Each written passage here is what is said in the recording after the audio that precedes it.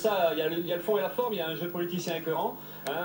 Hollande a fait gesticuler la droite et l'extrême droite en leur faisant un petit peu peur qu'il n'y aurait pas ça. Finalement, ça y est. Donc, on voit un peu une surenchère très à droite, très réac, avec au bout du compte une remise en cause du droit du sol, une remise en cause d'un droit qui existe, qui visiblement a été jusqu'à présent une des valeurs de la République. Voilà, on voit que ces gens-là, ils parlent de la République et puis en fait, ils remettent en cause ces valeurs-là. Donc, pour nous, c'est grave. Oui, c'est grave parce que derrière, c'est le début certainement de quelque chose. Comme d'ailleurs tout le discours sur la lutte antiterroriste, on voit bien que ça leur sert à autre chose, ça leur sert à réprimer le mouvement social, ça leur sert à remettre en cause les libertés publiques. Donc voilà, pour nous c'est très grave et on le conteste fermement.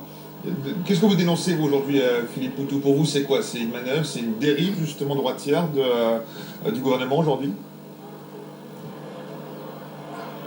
Oui, il y a des manœuvres entre eux, ça c'est le jeu politicien, mais après oui, c'est sur cette dérive droitière. On le voit comme sur le terrain économique, on voit un gouvernement soi-disant de gauche qui mène une politique archi-droitière et qui même se retrouve devant, enfin on ne sait même plus qui court après l'autre. Donc on voit bien que là, de ce côté-là, il y a une réponse faite à la demande de la droite et l'extrême droite. On voit derrière que ça fait plaisir, ou ça répond aux préjugés anti-immigrés, on voit bien que ça stigmatise la population immigrée, que ça remet en cause les droits de cette partie de la population. Donc voilà, tout ça c'est dans un contenu, dans une époque où il y a un fond raciste, xénophobe, anti-immigré, et c'est pas pour rien qu'il y a tout ça. Et le pire, c'est que Hollande, il a envie de tenir la barre là-dessus, il a envie de montrer qu'il est le capitaine, et il va allègrement sur ce terrain-là. Pour nous, c'est très grave.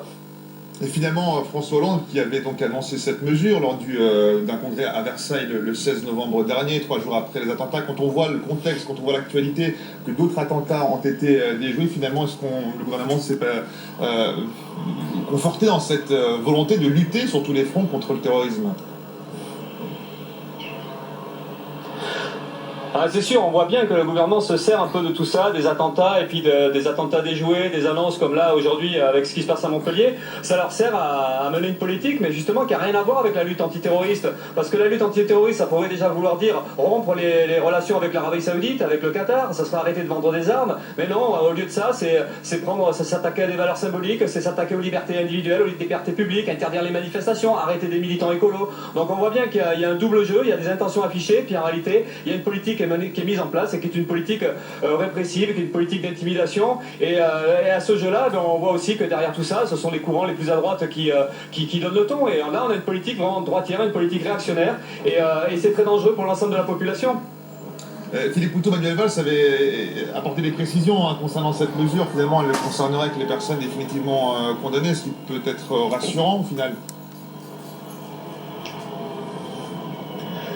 Oui, bien sûr, mais comme les assignations à résidence, ça devrait concerner uniquement des terroristes, et puis ça concerne aussi les militants écolos ou des militants du mouvement social.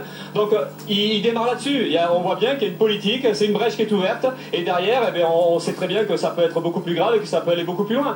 Donc là c'est tout simplement une politique qui répond qui est dans le ton actuel, quoi. C'est des politiques réactionnaires et qui sont encore une fois dangereuses pour la population, parce que moi je le redis, s'attaquer au terrorisme, ça voudrait dire déjà s'attaquer à ceux qui financent le terrorisme, ça voudrait dire déjà remettre en cause les gouvernements d'Arabie Saoudite, du Qatar, c'est tout ça qu'il faudra attaquer. Là on s'attaque à la population, on s'attaque à des tas de gens, et on voit bien qu'il y a quelque chose qui est très, très mauvais pour l'ensemble.